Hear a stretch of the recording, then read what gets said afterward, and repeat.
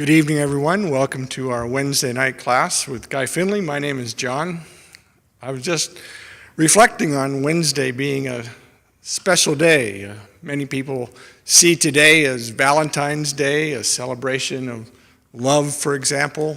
And I know also in the Christian world, today is Ash Wednesday, which is a day of repentance and remembrance. And for us, this day, every time we meet on Wednesday is a discovery, a day of discovery, and a chance to learn something new. So I'm glad you're joining us for that, both online and our in-person students. For our online class, those of you may be new. If you're new here, our agenda tonight is in a moment, Guy will present a 60-minute talk on the topic that you see below the screen there. And when he's through, we'll take a short break and then come back for an open discussion, a chance to discuss the material that Guy presented and to talk about how it might impact our own lives and the questions we may have that will help us better understand the material. And so it's a chance for us to ask questions. It's a chance for you to send in questions and ask questions as well. And together we can help each other understand things just a little more deeply. So hope you can stay for the full 90 minutes, and we're about ready to get started. For those of you in the room, if you have a cell phone, please do just check to make sure you've turned it off before we continue. I'll introduce the topic and read the first key lesson that Guy has written. Our topic tonight is realize your true self, be released from tension and fear. And the first key lesson reads, the witness to experience is not bound by it.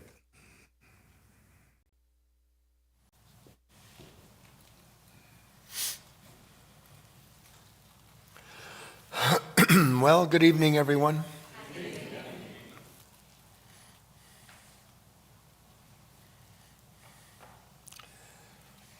We're going to use our Wednesday the way that we always do,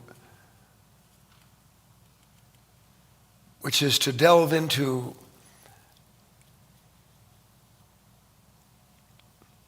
certain undeniable facts about ourselves that most of us don't consider to be the facts about ourselves, which is one of the reasons it's pretty important to have talks like this so that in the safety and security of a group that's working towards the same ends, we're not as afraid of our discoveries when we realize that we're not the only one who is, in fact, a wreck.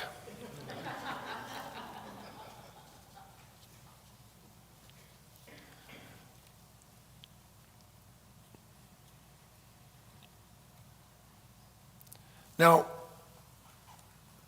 I think one of the biggest problems we have, and we'll look all this right in the eye when we build our list and then use our list of discovery for the purpose of the revelations it's intended to produce. I think it's pretty important to say that most of us just think that we're an occasional wreck. I'm not always a wreck. Are you? No, you just don't. Look, one of the things about tonight's class is this requires ultimate honesty, okay? We're not pussyfooting around here. We're going to discover for ourselves whether or not it's true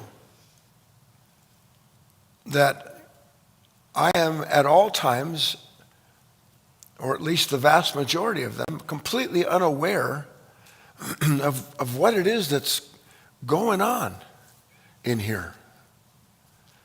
I think I have a great, astute, evaluating mind capable of recognizing what's happening in the world around me and with others, but my attention is riveted outside of me all the time as the place where I find the explanation for why it is that I keep doing the same thing over and over and over again. And just to spell it out ever so quickly, angry again, worried again, impatient again, rushing again, living in daydreams again. And you get the point, yes or no?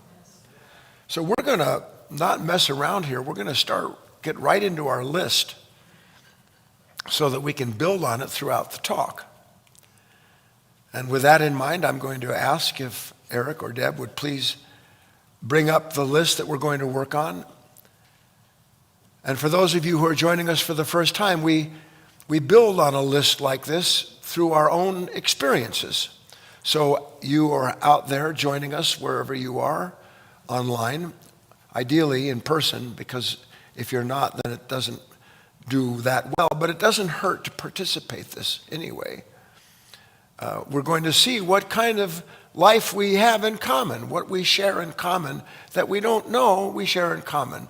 So the list is, all things considered, and addressing the following question as honestly as you're willing to be, in a word or two on any given day, what's it like to be you? All things considered, being as honest as it's possible for us to be, and that's a stretch for most of us. In a word or two on any given day, what is it like to be you? And I've got hands already in the air. I figured this was going to be a pretty popular topic, because here I get to complain about myself all that I want to, and I'm being spiritual by doing so. But I thought I would prime the pump first, as I like to do, just to set the stage. In a word or two on any given day, what's it like to be you? How about running from pillar to post? Would you say on any given day that that's fairly true? How about anxious over some form of uncertainty? Remember we talked about the love of versus the fear of How about, and this is, again, what's it like to be you on any given day? How about constantly irritated? Does that fit? On any given day, we're not talking about, look, if all these were in one day, and actually they are in one respect, we're not limited to a single negative state. We're just looking to see for ourselves. Look, I'm 40, 50, 60, 75 years old. And perhaps it's true, perhaps it's not. I've been interested in spiritual things my whole life. I want to change the kind of man. I want a change of heart. And yet I get up in the morning, and no matter what it is that I meet, I will get a chance to run into something on that given day where I realize, too late, I didn't realize that's what I am again. And then I meet those moments where I get to see that that's what I am again, through the same mind that's been telling me every single time that happens what I have to do so that I won't be me again in the morning. So this is why I'm bringing this topic up. What is it? No one who is dishonest with themselves will ever know anything of what is divine. Period. You've heard the expression, cleanliness is next to godliness. Clarity is a requirement for self-realization. And we are far from being clear about ourselves, which we're going to see as we go through this list. Okay, you're on. What's it like to be you on any given day? John. Not present. Not present or not pleasant? Or are they the same?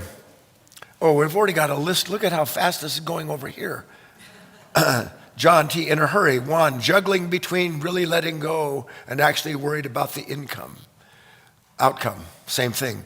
Anxious or worried. Nick, frustrated. Jane, what's it like to be on any given day? Jane just not good. Terry. Filled with incessant judgment. A judgmental mind. Talk, talk, talk, talk. Debbie. Intense. On any given day, what's it like to be you? I am the epitome of tension. What about you, Babs? Pressure to get everything done. On any given day, what's it like to be you? I am in a non-stop rush. Patricia. Boring. What's it like to be you? Bored. On any given day, Wayne. Complaining. On any given day, what's it like to be Wayne? Constantly complaining. Sally. This is a big one, and we're going to go deeply into this topic. On any given day, what's it like to be you? I cannot be where I am with what I am. I am pushed or pulled into some action that is designed seemingly to help me deal with who and what it is that I don't want to be on that given day. Yes, Paul. Full of dread on any given day. Ellen. Feeling like I'm not measuring up. Oh no, not that. Sorry. On any given day, what's it like to be me? I'm not getting there. I'm not succeeding. If anything, I'm two steps forward, 3 steps back. Roger. Always have to justify myself. On any given day, what's it like to be you? Endlessly justifying the actions that I've taken or the actions that I think I have to take. Yes? Scared with the belief that I'm fearless. Scared with the belief that you're fearless? Don't miss any of these classes, okay? Why can't I just say it? On any given, what's it like to be you? Given the circumstances, I'm a trembling mess because I don't know what to do. All I know is who I'm supposed to be or that I ought to become. So that I'm on any given day, what it's like to be me is caught in a vice of unbelievable comparison where everything is looking at what there seems to be, measuring it, falling short, and then trying to figure out how do I get free of this feeling of measuring myself? Yes or no? To the board, I don't want to go by anybody. Claudia, trying to keep things in place according to my plans. Yes, of course. Chrissy, you warming up a little bit? Steve, rush, rush, rush. Gino, sedentary. Now look, we get what Gino's saying. On any given day, what's it like to be you? I'm basically a large mushroom that avoids sunlight and that wants to stew with the beef. I don't know what it means, but I'm sedentary. Is it a problem to be sedentary? No, there is no problem. There is times when it's necessary to be a sedentary human being. But to turn into a rock is another thing altogether. Hands, John. Like Gino, a creature of habit who doesn't like it when the habits are disturbed. Okay. So here's what John said. On any given day, what it's like to be me is don't mess with my preferences. I have what I want when I want it, and if it's not like that, someone's going to pay for it, basically. Anybody else? Chris? Running in 100 different directions. Scattered to the wind. Just scattered to the wind. Anybody else? We're making a great list. Leah? On Instagram, in imagination. On any given day, what's it like to be you? I'm in a daydream. I'm always in a daydream of some kind. But the problem, of course, is you understand, on any given day, part of what it's like to be me is that I don't know I'm in a daydream because the daydream is a cover-up for what it's like to be me. That's what daydreams are, ways of avoiding or escaping the experience I'm having of myself when it's like that to be who and what I am in that moment. Feeling like a victim. What is on any given day, depending, and this is, look, you have to understand, we have this complete rainbow of possibilities, right? All the colors in the total scheme of light, every last one of those as a condition will create a corresponding reaction in me. And then I identify without knowing it with that reaction, and that becomes the experience of myself. And that's what it's like to be me any given day. Someone who moves from one eye to another eye to another eye to another eye. In other words, what it's like to be me on any given day is to be legion and have no idea whatsoever that that's my present level of consciousness. All right, so John says, disappointed? Yes, of course. Susanna, criticizing myself on any given day. Looking for security, that's a big one. Any given day, yes or no? All right, so this was pretty quick and furious list. Yes or no? All right, so here's all of these things. Did anybody bring up anything on their list of what it's like to be them that on any given day you haven't been that way?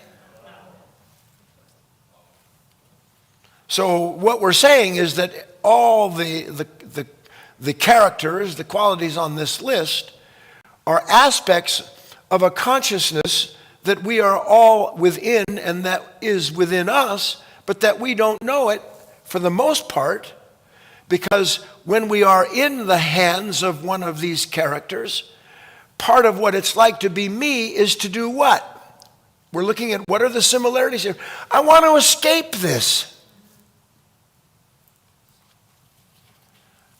The similarity here that all of us share when it comes to this question that we're raising, the similarity is an instantaneous certainty that I'm not supposed to be this way. And then we could go through the whole list. I'm not supposed to be barely tolerable. Nobody mentioned that as what it's like to be them. Barely tolerable. I'm not supposed to be always trying to resolve my past. And that's why I'm always trying to resolve it. So that I can get past the regrets, past the mistakes I made. Make some kind of change in myself, which is what I'm always doing every moment of my life, but failing to see that the way in which I'm going about trying to make this change in myself is by distracting myself from the fact that I haven't changed.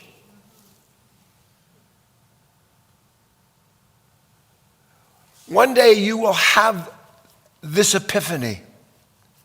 You wonder why your mind is running and rushing and flitting from thing to thing. It's because every time certain conditions trigger the content of one's conditioned nature, the appearance of that conditioned nature summarily brings up with it the resistance to the appearance of that repetitious nature. And so that can't be me. I can't be still looking for security. I'm 108 years old. By God, I only buy ripe bananas at this point in my life. It's an old joke from Dolores, but it holds true. I'm not supposed to be, fill in what you just said, yes or no. Now, if I'm not supposed to be, how do I say this to you? First of all, can I be something other than what I am? So the idea of I'm not supposed to be like this doesn't change the fact that I actually am. I actually am like that. Does it? Does it do anything? What does it do? What does it do to feel like I shouldn't be insecure, I shouldn't be angry, I shouldn't be rushing, I shouldn't be so fearful, I shouldn't be this confused, I shouldn't feel this much guilt, I shouldn't have so much regret? What is it that is going on in those moments where I am busy feeling that way? Because what I'm getting at here is, what does all of that give rise to? What does all of that resistance give rise to? Here's the answer. The endless attempt to distract ourselves from the experience of ourselves in that moment. The endless attempt to distract myself from the experience of myself. We don't know that we're trying to distract ourselves from the experience of ourselves, because when I'm distracted, my attention is on what has distracted me. So it doesn't dawn on me that my attention has gone to some time in the future or some point in the past. It doesn't dawn on me my attention's gone that way and that I'm thinking about this and doing that all over again, because in that moment, all that matters is my identity has been saved, and now I know what I need to do, go, or become, so that I don't have to keep experiencing what it's like to be me in that moment. Can you see this with me? Now, this should be no surprise. Every single time can you have any of these things that you just said about yourself without having some summary reaction to the appearance of that character? Or is the appearance of that character itself born of resistance, and now suddenly I shouldn't be this way? Yes or no? Haven't you ever wondered, and I want you to, in those moments, how many of you sit at home and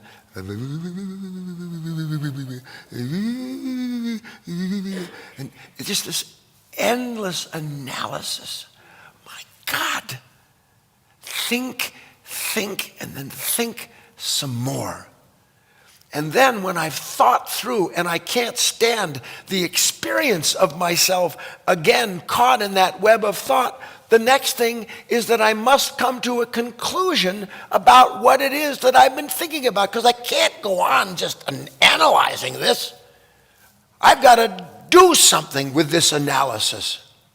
And out of the need for an action, out of an analysis comes what? This is all happening like this. Do you understand? So you get an email, you get a message, you look at the news, and there's this consciousness is triggered. All of a sudden you're anxious. Well, I'm anxious. Let me analyze what's going on. But there's no you thinking it through. There's just this sudden decision and conclusion that the reason you're anxious is because the world is doing this or those people are doing that.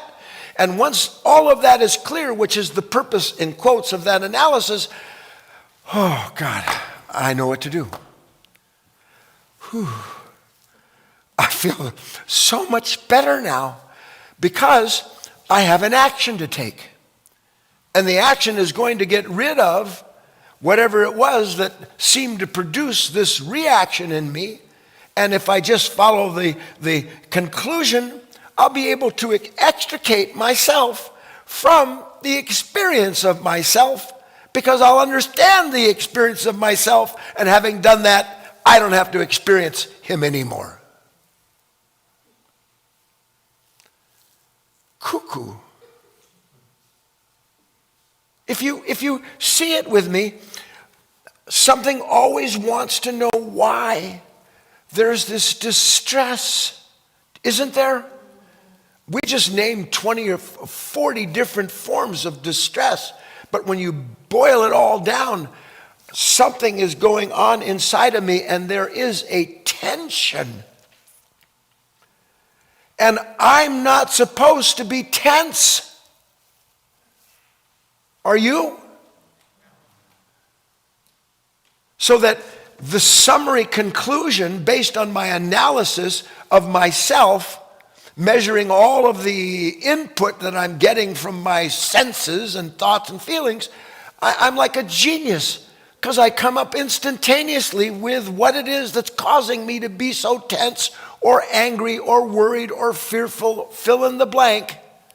And once I know what it is that's causing it, off I go.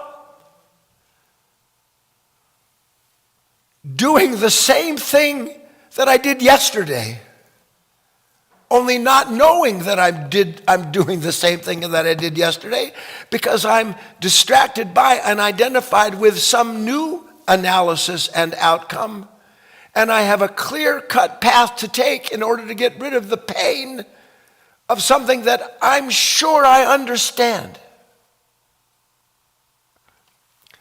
Do you see that if you understood the pain that you're in, you wouldn't have to relive it? Bring up the second key lesson, please.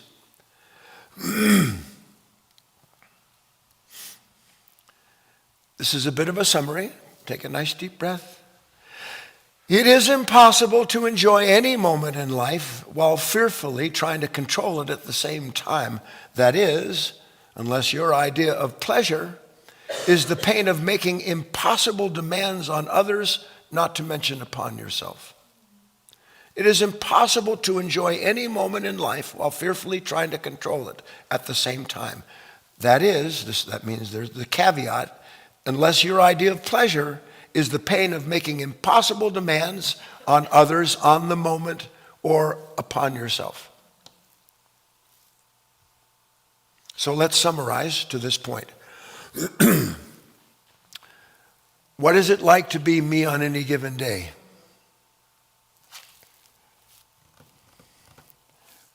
Well, let's just simplify it. I have a scale here. On my right hand it's a delight and a delicious thing to be me on any given day.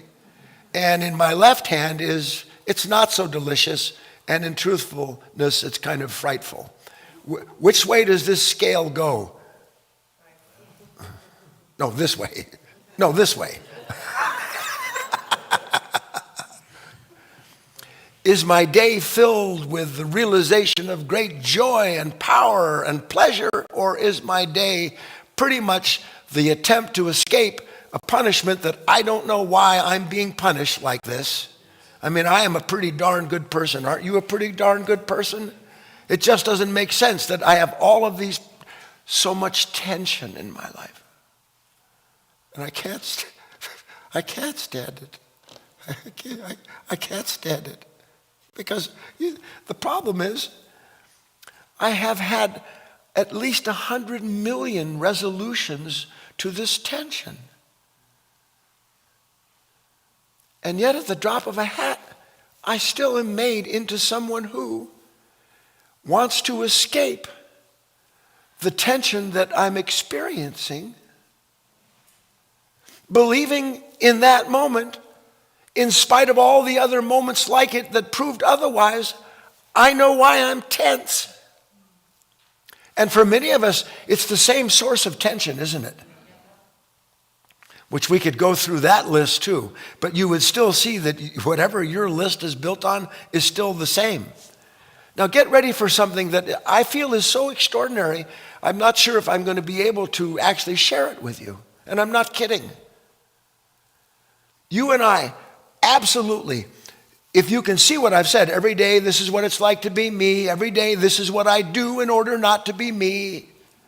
And then the next day when I'm me again, this is what I do not to be that me. And that's what I do every day, is try not to be me. I mean, there's times when it's kind of cool to be me. I get a check, somebody says something nice about me, I don't grow hair, or something else happens that is I have a good day at the golf course. Pretty good. But you put that on the scale of 1 to 365, and it's a pretty miserable ratio, so that most of my days are spent not wanting to be experiencing myself, by telling myself what I need to experience so that I free myself. And then I never wake up in the middle of that and think to myself, you know what? This is actually kind of hopeless.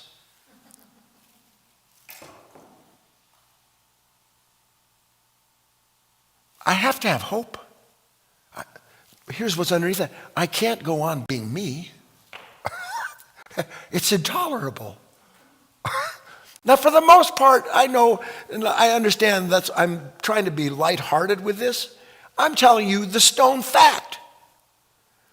If you could see a video of yourself at home in the morning, in the afternoon, in the evening, when you put your head on your pillow, you would see someone that I have to look at all the time, who's basically fighting with life.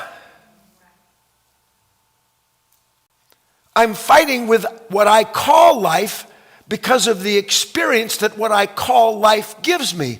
And what I want you to understand, and this is what I'm working to, is the only way in which any of this is going to change is if we reach the realization that what has to happen is there has to be a negation, an entire negation of everything about the way we meet moments where we are once again living that life that we call our own and don't want to. And how do you think that negation comes about? First of all, it begins by seeing that I've been trying to affirm myself into some form of freedom for 40,000 years. But here's how it comes about. Ready? Don't let it slide by. What if the way I feel in the moment is exactly what it's like to be a human being?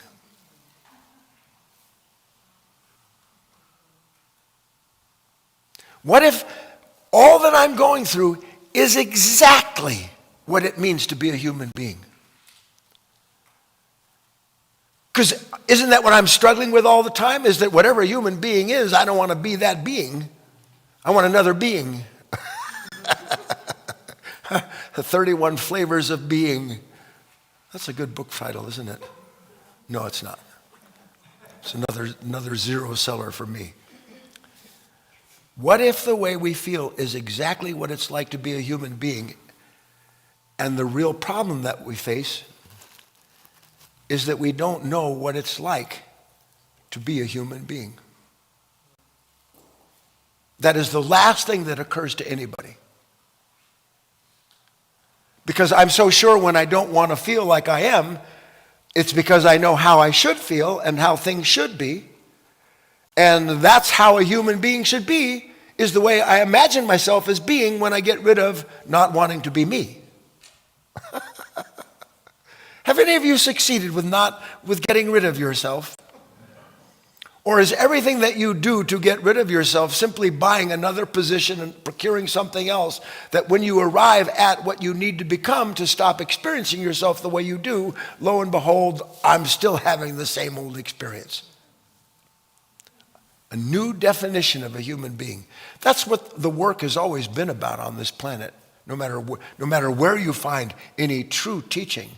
It is about a kind of discovery, a revelation that a man or a woman is meant to have, that they, you and I, however you want to formulate it, you and I are a kind of, and I'll use different words, we are a kind of place in the scale of creation. We are a creation that bridges kingdoms. It doesn't matter the words that we use to describe what a human being is. What matters is the gradual recognition that what we have called ourselves as a human being has done nothing to change the experience of being what we are, especially in those times when things aren't the way we want them to be. So we, God help us, are always trying to change our being. That's all I know. I meditate, I medicate, I do this, I do that, I chant, I do puja, I do everything. I get slapped on the head with peacock feathers, I dust people's feet with my forehead, I eat strange things I shouldn't eat, that I can't stand the taste of it, but they say if I just do that, it'll open something up in me. That's what I want, because I don't want to be what I am. I want to be what I imagine I should be.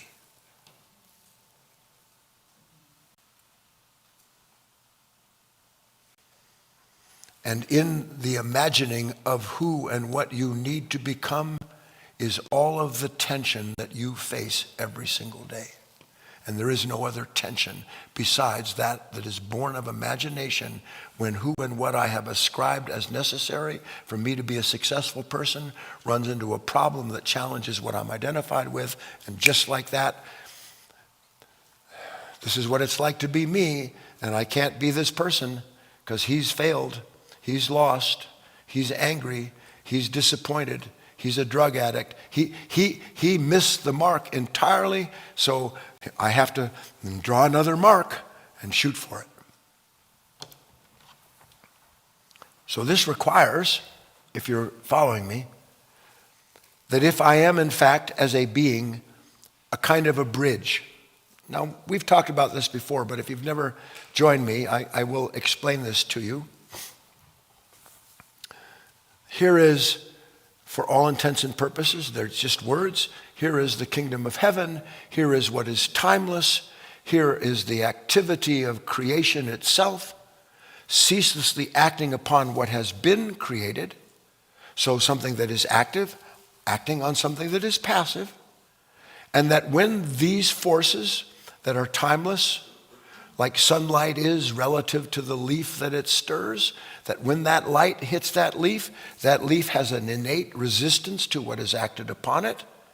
But it understands, because nature has decreed so, that it must exceed to what it is that that light is trying to do to its being, so that it can go through a change of being and feed the tree, if you will, that gave it its life. This is elementary in one respect when we can understand it, but can we see that that holds true when it comes to you and I and our place in this world? Imagine for a moment a single cell in your heart or in your brain. Single cell, got it? And it's not just trying to understand what's happening to it as all of these forces and principles act upon it, as it's moved about by forces it can't see. Would you agree? A single cell in the heart, the brain, is itself just part of this grand movement of a circulation of relationships between organic bodies? Yes? So imagine that single cell, it starts to feel this disturbance, and it goes, I need to control this. I don't like being me right now. Because I was kind of happy a moment ago. I was bump, bump, bump. Well, yeah, I was firing off. And all of a sudden, something takes place, and now something too much. I'm distressed, yes or no? And so what does it do? That single cell, it begins to struggle to reconcile its entire experience of the moment by talking to itself or with some immediate similar brother or sister cell next to it. I don't know if you see this. You don't look like you do. Here's a cell in my body, and it's kind of doing what cells do, and then something happens. And all of a sudden it goes, I don't think I like that. like it has a choice. Something's acting on me. I don't think this should be acting on me because I'm not enjoying my cellular self at the moment. And so what I have to do as that single cell is that I need to start figuring out what happened. Can a single cell know anything about the heart that it lives in? Can the brain, a cell in the brain, know anything at all about the synaptic systems, all of the ways in which this entire matrix of this body operates? Can it do that? Can it? Why? Because it isn't given that understanding in its relationship to the organ or the body that it's in. And yet it experiences the body that it's in. So is true for you and I. We sit there and have this moment that we don't want, and we're like that single cell talking to itself. Well, I wonder what that's about. Let me look around. And the single cell can't see any further than the cell next to it. It doesn't even know it's in a body. It doesn't know it's a vine and a branch in an endless series of relations. It doesn't know. It just starts talking to itself, comforting itself. And then it starts telling itself what it needs to do or who it needs to go see and talk to get this over with because it doesn't want the pain anymore of being disturbed. Now, what would you say about a single cell like that? Crazy. Seriously, does that cell have a chance in hell of doing anything other than basically destroying itself as it uses the vital forces that it's been given to be in relationship, by the way, to be in a relationship that it understands through the interaction of itself with what it's in relationship with. Not trying to figure out the relationship that is causing it to be the way it is, but rather realizing itself as part of a greater body. Yes? Now, let's go back, and we're still visiting our cell. We'll name it Harry. What happens to you when there is this sudden upheaval? Let's go slow. Just see it, if you will. When you suddenly have some kind of distress, is there not virtually on the instant that it appears a kind of a struggle in order to escape the confusion as to why it is that suddenly you're experiencing this conflict that you're experiencing? Yes or no? You'll see it one day. The minute that that this consciousness experiences anything out of what it calls the norm, it immediately goes into confusion. Like that. But we're never aware of the confusion that we're thrown into, because there is attending that confusion a very distinct sense of what's happened. In other words, suddenly I feel an emptiness. Everything that I was counting on, everything that I knew myself as being, is suddenly not there. And I don't know who to turn to. I don't know what to do with this inescapable sense of loss that's visiting me as it is visiting me. And then what does that confusion, ergo emptiness, what does it try to do in the moment that it begins to experience itself that way? What does it try to do? Reject the awareness of it. And in the rejection of the awareness, hand myself over to something that is going to solve the suffering that I'm blaming on something that, by the way, I finally figured out what it is. How many times have you finally figured out what's wrong with you?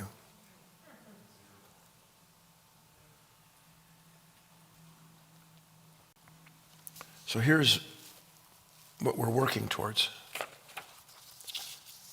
if I'm connecting at all. It's impossible to know why it is that you're experiencing what you call yourself in any given moment. It is impossible to know why it is that you are experiencing what you're experiencing. Now, I get it. I can feel the resistance in the room. I know what I'm experiencing. He's an idiot. She shouldn't be this way. What's wrong with the world? Obviously, the world shouldn't be the way it is. I know why I'm experiencing what I'm experiencing. No, you don't. What you know is the experience you give yourself to replace the experience you don't understand and fear not understanding, because you don't know who to be if you can't have a position to take against whatever it is that's pushing you around in that moment. I know this isn't welcome, but I tell you what a blessing it is, what a grace it is to one day realize when you're sitting there and feeling yourself wanting to do this and go there and be distracted with this, go here, buy that, shop this, eat that, move. What a blessing it is one day to realize that everything that is trying to move you in that moment is trying to move you away from the revelation you need by giving you the realization through an explanation what you have to do to release yourself from what? The experience of yourself that you don't want.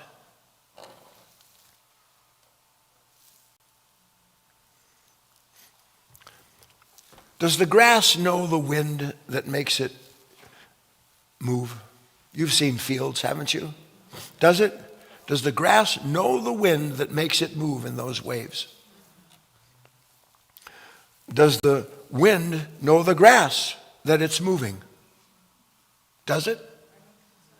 Or are they individual forms and forces interacting in such a way as to reveal the existence of each other, and in the revelation of the relationship between these two things, to discover that there is always a greater body in which all of this is unfolding, and that it is possible, if you can see this in scale, to recognize that that movement, that the grass doesn't know where the wind came from, the wind doesn't know where the grass came from.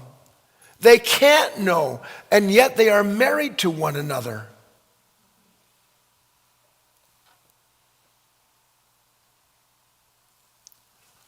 Their relationship is a movement. Their relationship is a movement. Your relationship to the moment is part of the movement of the moment, not part of what your mind says shouldn't be moving because of what it's causing you as a pain.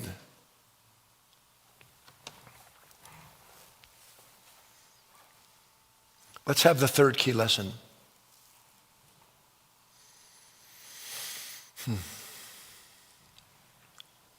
Every true self-discovery is the revelation of a lost correlation between our consciousness and our realization of its pre-existing relationship with whatever we have been given to see and experience in that same moment. Every true self-discovery is the revelation of a lost correlation between our consciousness and our realization of its pre-existing relationship with whatever we've been given to see and experience in that moment. If you understand that, that means that nothing appears in your consciousness that isn't part of a pre-existing relationship, and that whatever you come to know as a result of that revelation is part of the gift of what you're being given to see, because in it you start to see, this is something I didn't know about myself.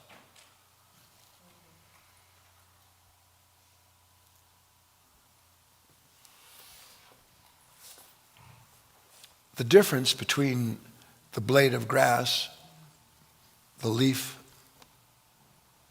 as it's acted on, we've explored this idea how silly it would be for the blade of grass or the leaf to try to explain to itself why it's hot, why it's cold, why it's moving. Can't possibly understand that, can it? Because it is part of a greater movement that is acting upon it, and it is an ineffable, and it is a vital part of that web of movement. Yes? It can't know that it is being acted on. It can't know that it will never know what acts upon it, but you can know both. See, there's something in us that just, that how do I say, I have to know why I'm in pain. I have to know.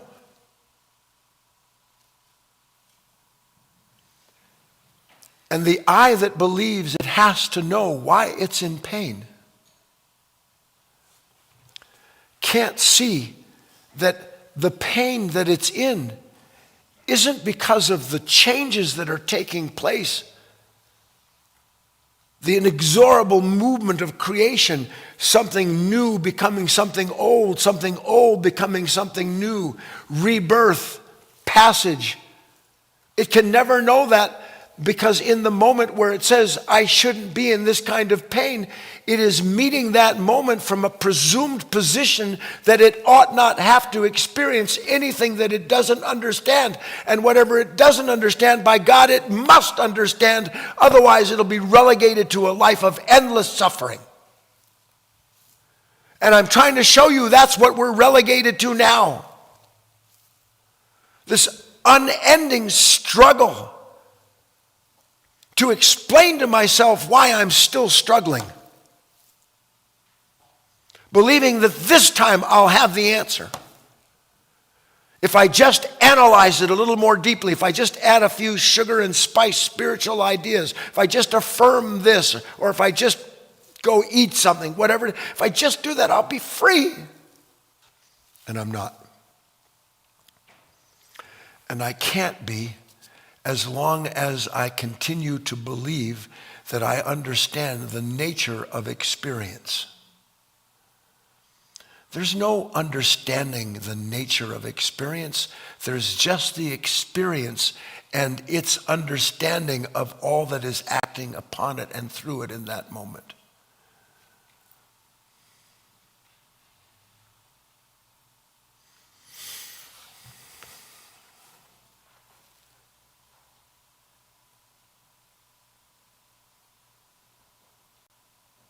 I'm threatened by the pain of ignorance, failing to see that being identified with ignorance is really the source of my pain.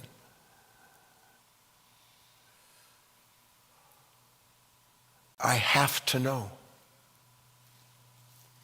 I have to know why I feel the way I do.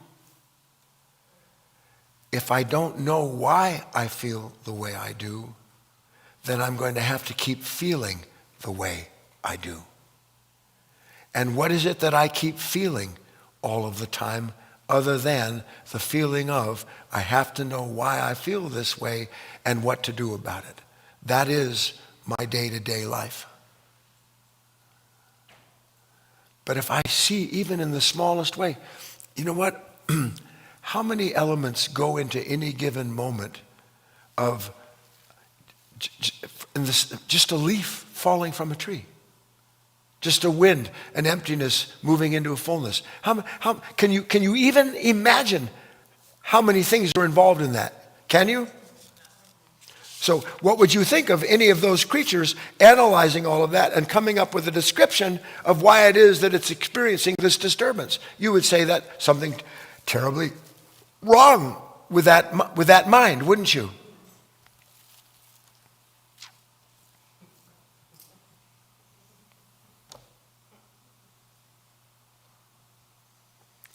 I want my misery to go away, failing to see that what makes me miserable is my resistance to being given a new being moment to moment that I don't understand because I am part of the newness itself. When something is reborn, it doesn't carry the past over with it. When the leaf becomes the new leaf, it may look like a leaf that did the moment before, but it's a new leaf. It doesn't carry over the past. Something has acted on it. Something in the past of itself has been producing and changing.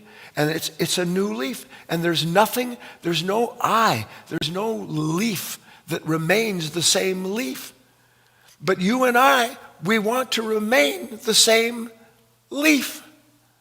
We want to remain the one who knows what it is to change, what it means to be changed. I want to know. And I have to know because I can't stand not knowing. That's all we're leading to.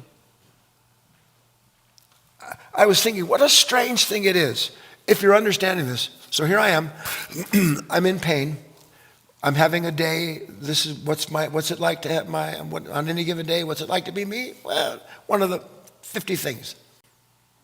And in that moment, I can't tolerate the idea that this fear or worry or doubt this distress I'm feeling, I can't tolerate the idea that's going to go on indefinitely. I can't stand that idea about you.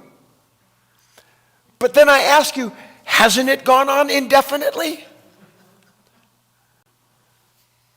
Hasn't it? Yes, it has. Why? Because something in me says, I must somehow or other change the disturbance I'm feeling into something delightful instead of understanding the disturbance I'm feeling is me being delivered from the old form that's being acted on in that moment so that it can be free of itself. But for that to happen, something has to die. Something has to die. I don't care what example you use, whether we're talking about suns giving birth to planets and the elements that create them, or sunlight giving birth to a leaf on a tree. In order for that transformation to take place, The being that was has to become a new being because it has been acted on by a being greater than itself. It is mandatory. Now, in the leaf, as far as we know, although I would argue that everything that is being created anew is suffering the end of its former form. Everything wants to remain the same. That's one of the laws. But one thing that cannot remain the same is that which is acted on by something greater than itself for the purpose of becoming renewed. You and I have to make a choice.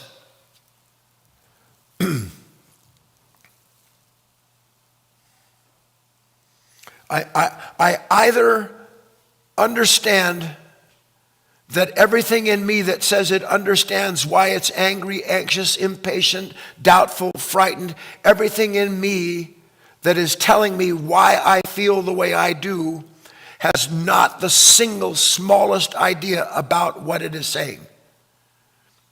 And the evidence of that is that in spite of all that it has said and all the choices and actions it's given me to take, yet every day I remain having the same experience of myself that I don't want. That is inescapable.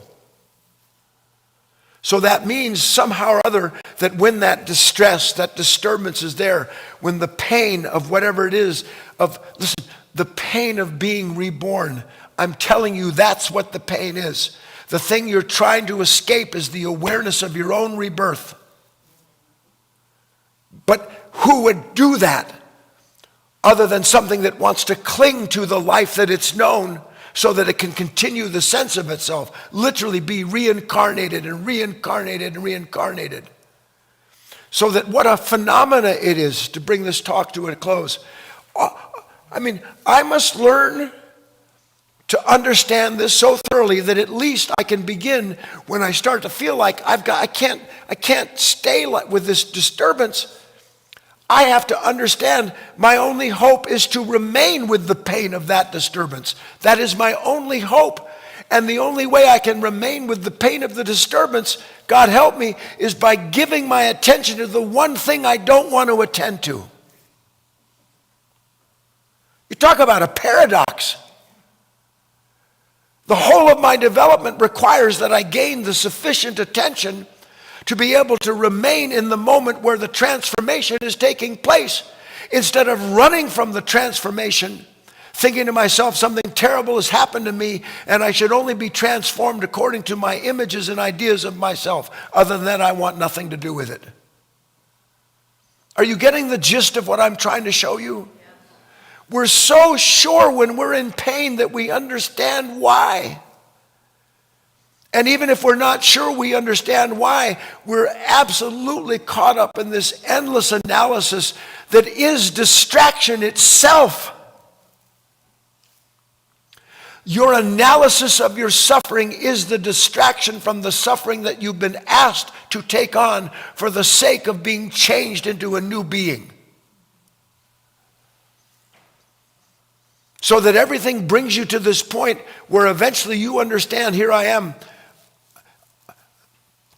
I'm going to be disturbed. I'm disturbed. I'm disturbed. I'm always disturbed. Yes, that's exactly right. Is there any living thing that is being given a new form, that is going through transformation, that isn't being disturbed? Yes or no? Everything's being disturbed. Creation is one giant disturbance of what is celestial active working on what is planetarily passive. Disturbance, but not me. That's not my job. My job is to see to it that you do what you need to do so you don't disturb me anymore. That's my job. No, my job is to understand who and what I am, and that who and what I am is a human being. A being is always changing, and a being that is changing is being changed by a being greater than itself, acting on itself for the purpose of reconciling that being to the being that is acting upon it. And that's called vine and branch. That's called rebirth and death. But if you've understood what I've said, there's no one dying. And in truth, there's no one being reborn. There's just the revelation that comes out of realizing who and what you actually are, and your responsibility in the moment when that disturbance comes to allow that unthinkable idea that I must let this run its course so that I can see the consciousness that wants to run away from this course of life. You do that, and you'll start to recognize you have been your whole life. You'll know why your life, why it's like to be you, what it's like to be you on any given day. We've become a race of beings that are dedicated to the avoidance of our own life. You can learn to see this, and in seeing it, begin to free yourself from that consciousness that is forever trying to distract itself from what it doesn't want to be. Let's take a break. We'll come back and have our dialogue.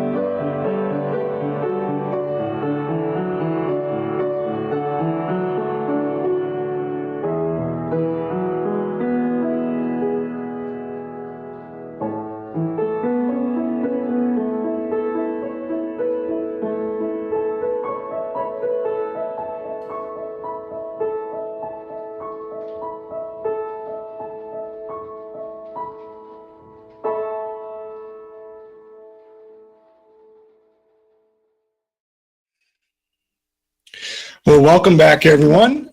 Before we begin our discussion with Guy, the open question and answer period in which you can talk directly to him, let me take a couple of minutes to let you know about a few changes in our schedule coming up and also a very special offer that we want to invite you to take advantage of.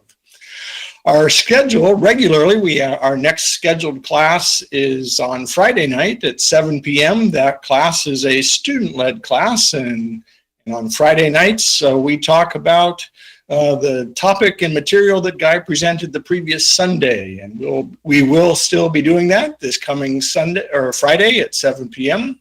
So I hope you'll join us for that discussion online. And then this weekend, Guy is traveling, so there are a couple of just changes in the schedule for this weekend only. This Saturday, Guy will not be speaking on insighttimer.com/live as he normally does at 8 a.m. He will not be able to make that appointment this Saturday, but he will be back the following Saturday, the 24th at 8 a.m. So no Insight Timer this Saturday. And then this coming Sunday, our class will be online. Guy will join us at his regularly scheduled time at 9:30, but the class will only be online. So local students, if you wish to, we will be hosting a watch party in the Life of Learning Annex, and the grounds will be open at 9 o'clock. If you want to come join other students here at the foundation and watch the online class together, you certainly are welcome to do that. But those are a couple of minor changes in our weekly schedule because of Guy's traveling. The other thing I want to bring your attention to is a very special offer. As you know, if you've listened and joined us even once before, we are a nonprofit organization, the Life of Learning Foundation. We sponsor these free online classes, and we depend on the donations and help of others to carry on this mission. And periodically, we'd like to be able, when we can, to provide something in exchange for the donations that you make. And that is the case this month. We have a special CD album of Guy's called The Golden Rule of Self-Realization. It is a 4 CD set, physical CDs, 1-hour talks. You will receive that as well as the MP3 files for those so that you could immediately start listening to those on any device that you wish. And along with that CD set and that material, we also will provide a full transcript of those 4 talks and also a special 90-minute free webinar as well, titled The Wisdom to Let Go and Outgrow Negative Reactions. So a very special offer that we're making this month, and you can receive that if you just go to guyfinley.org/golden, as you see on the screen, and there is information and instructions on how you can make the donation and receive access to those materials. So we hope that you do so, and we thank you again for your support, and this offer will continue throughout the month. So we'll keep reminding you of it, and we do invite you to take advantage of it. Let's go back to the main room and check in with Guy, see if he's ready to begin our discussion or if he has anything else he'd like to say in preparation. So, Guy, over to you, if you're ready. Or What do you see there, John? I see my wife up there, so that's a good way to start our discussion. Myself over there. Hi, I'm Deborah. I love this talk.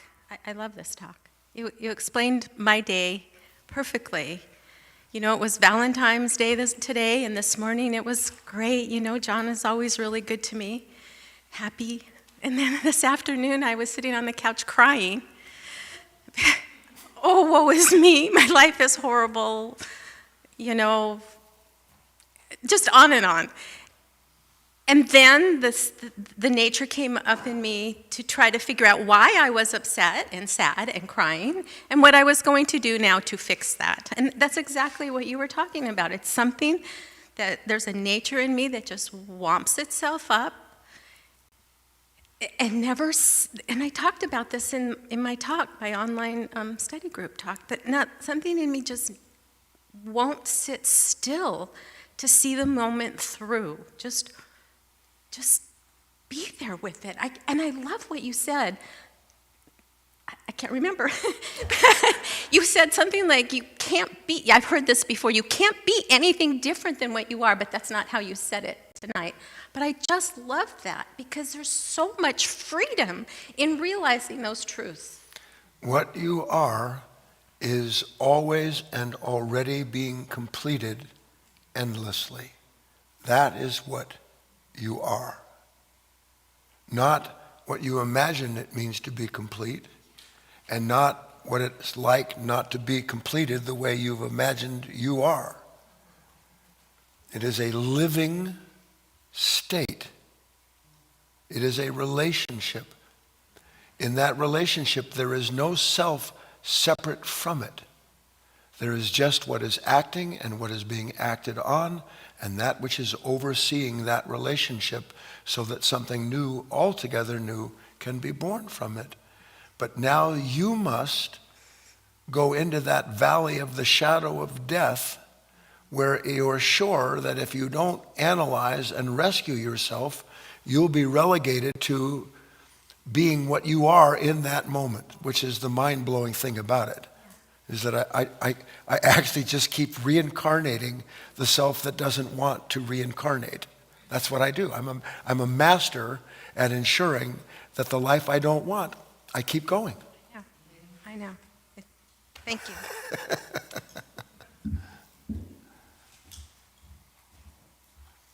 You see, you have to pay. You have to pay.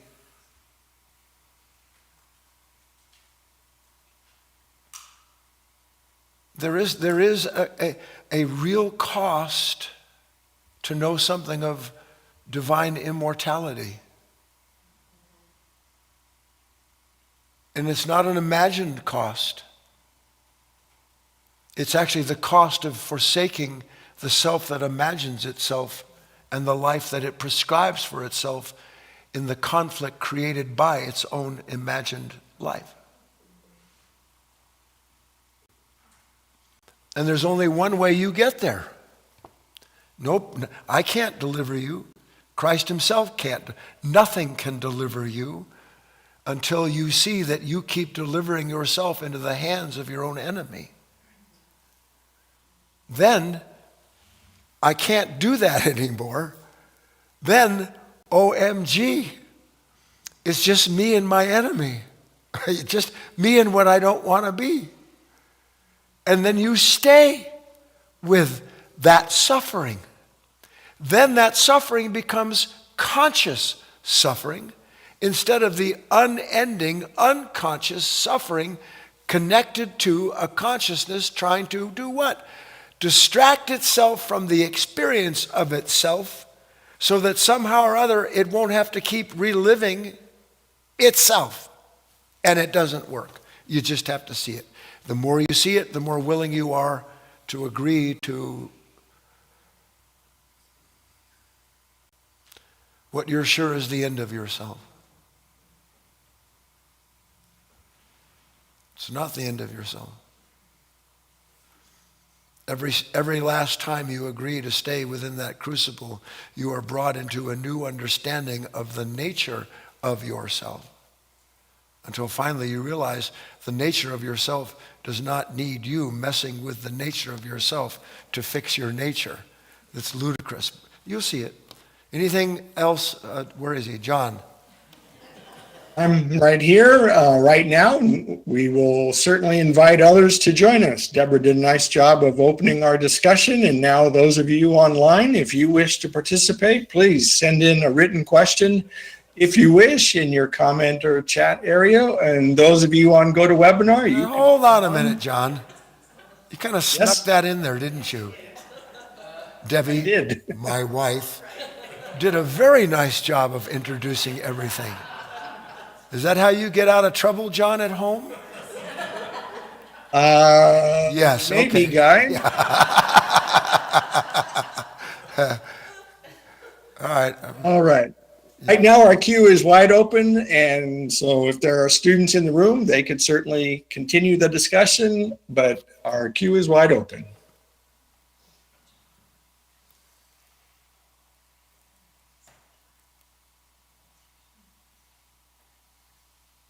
I'll close the meeting with this thought. You think you know where it's foolish to tread, and you must learn what it means to tread where only foolish people go. Everything will tell you, no, that can't be it. Your mind is turning into matzah. Your mind is becoming vacant. Your mind is, you're losing, you're disappearing. This can't be right. And you stay true and honest to what has brought you to whatever the revelation is in that moment. If you're true to the revelation, the realization that is inherent in it is given to you. And every realization born of revelations like that is one little bit more of the dissolution of this surreptitious self that is forever seeking itself and then wishing it didn't find itself again. So unless there's somebody in the queue, John, I'm saying good night. I don't see anybody in the queue right now, Guy, and no written questions. Good night.